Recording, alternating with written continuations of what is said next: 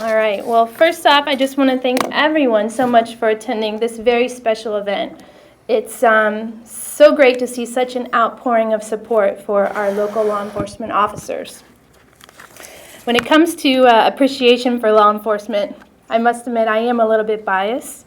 For most of his professional life, my husband, Stephen, that handsome man right there, he's worked in law enforcement, and even though I myself have a better understanding of the risks our police and our deputies face, it's still easy even for me to sometimes take those risks for granted. And that's truly because we live in such an overwhelmingly safe and peaceful community. And yet, we live in this overwhelmingly safe and peaceful community directly because of the men and women of law enforcement, all these men and women behind me. These men and women deserve a full measure of our gratitude and our respect.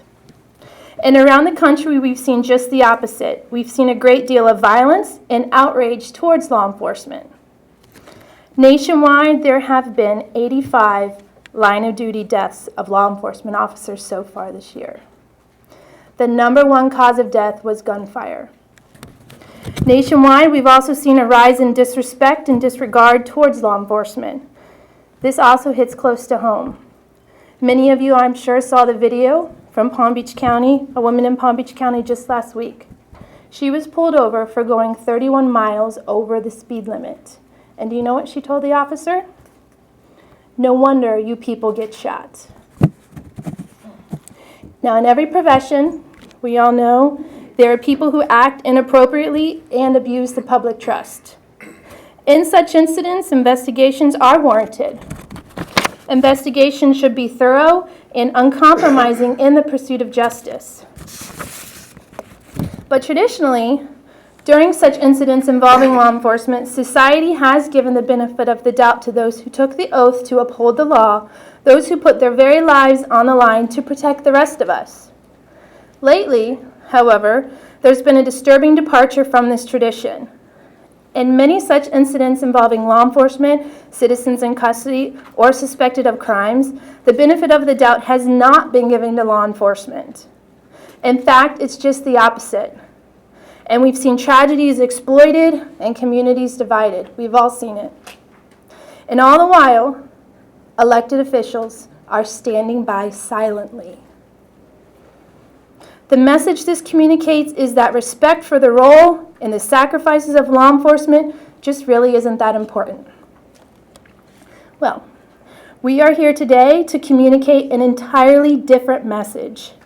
As residents and Representative Stuart, Sewells Point, Jupiter Island, Ocean Breeze, and throughout Martin County, we want to send a clear message. We stand with our law enforcement officers. Every single one of you.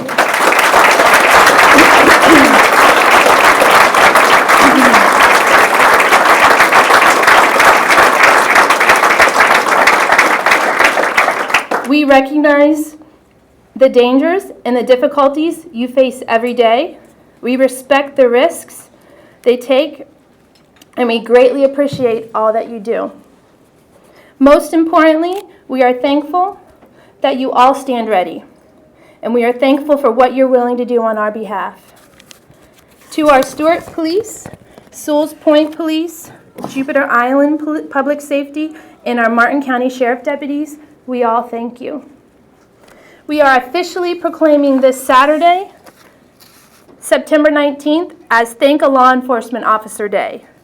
We encourage everyone in Martin County to thank their local law enforcement officers and tell them how much you appreciate them.